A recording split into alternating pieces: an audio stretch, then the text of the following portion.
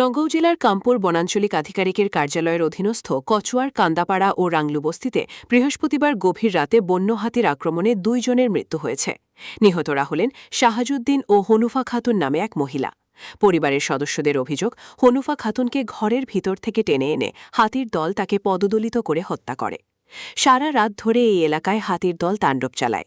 এই হাতি আক্রমণের ঘটনায় 2 জনের মৃত্যু ছাড়াও বেশ কয়েকজন গুরুতর আহত হয়েছেন। বন দপ্তরের গাফিলতির কারণেই এই মর্মান্তিক ঘটনা ঘটেছে বলে অভিযোগ স্থানীয়দের। 2 মৃত্যুর ঘটনায় পুরো কচুয়া এলাকা শোকস্তব্ধ হয়ে পড়েছে। প্রায় 4টা বজাত বনৰীয়া হাতী বহুত তাণ্ডৱ চলাইছে এখন গাঁৱত। গোটেই ৰাতি মানুহৰ অসুবিধা হৈছে। তাৰপিছত ফৰেষ্টৰ ওচৰত কল কৰিছে, তথাপিও ফৰেষ্টে কল ৰিচিভ কৰা নাই। এতিয়া ৰাতিপুৱা এইফালে আহি এতিয়া ঘৰৰ ভিতৰৰ পৰা মানুহজনক ধৰি লৈ গ'লে, এতিয়া বাউণ্ডাৰী ভাঙি ঘৰৰ ভিতৰত সোমাই গ'ল। পিছত মানুহজনীক ধৰি আনি ইয়াত মাৰিছে আৰু হাতীটোৱে। এতিয়া মানুহজনে নামাজ পঢ়িবলৈ ওলাইছিলে, সেই সময়তে ইয়াৰ পৰা ধৰিলে। মানুহজনীতো গম পোৱা নাই যে হাতী আহিছে বুলি, ইয়াত বাউণ্ডাৰী ভাঙি সোমাই গ'ল। সোমাই পিছত মানুহজনীক মাৰিলে। হনুফা খাতুন তেখেতৰ।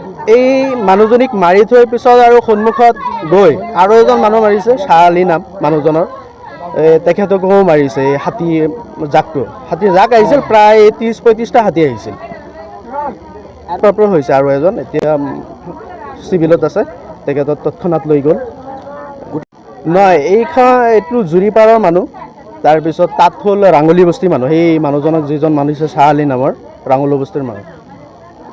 আমাৰ যিহেতু মৰ্মান্তিক ঘটনা এটা হৈছে, ৰাতিপুৱা বনৰীয়া হাতীয়ে গোটেই ৰাতি উৎপাত চলাইছে, কিন্তু কোনো ধৰণৰ ফৰেষ্টৰ যোগাযোগ নাই।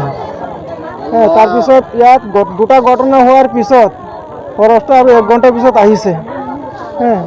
আহি ইয়াতে আগতে থানা আহিছে, তাৰপিছত ফৰেষ্ট আহিছে। কিন্তু ইয়াৰ পৰা ফৰেষ্ট অফিচটো বেছি দূৰত নহয়, ইয়াৰ পৰা বেছি নহ'লে 1.5 কিলোমিটাৰমান হ'ব। আৰু মোৰ বাৰে 3টা না 4টাৰ পিছত মান হৈছে। 4টাৰ পিছত 4টা মানত ইয়াৰ পৰা প্ৰায় 1.5 কিলোমিটাৰমান হ'ব নেকি। আপোনালোকে খবৰ কৰিছিলে নে নাই? খবৰটো গোটেই ৰাতিটো মানুহ হুলস্থুল কৰি আছে। 4টা বজাত মানে কি ইয়াত 4টা হাতী আহিছিলে।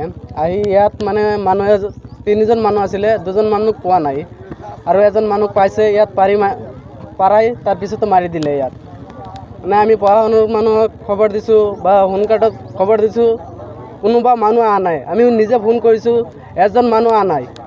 ফৰেষ্টৰৰ মানুহ এজনো অহা নাই। এজনৰ মৃত্যু হৈছে ইয়াত, 4জন।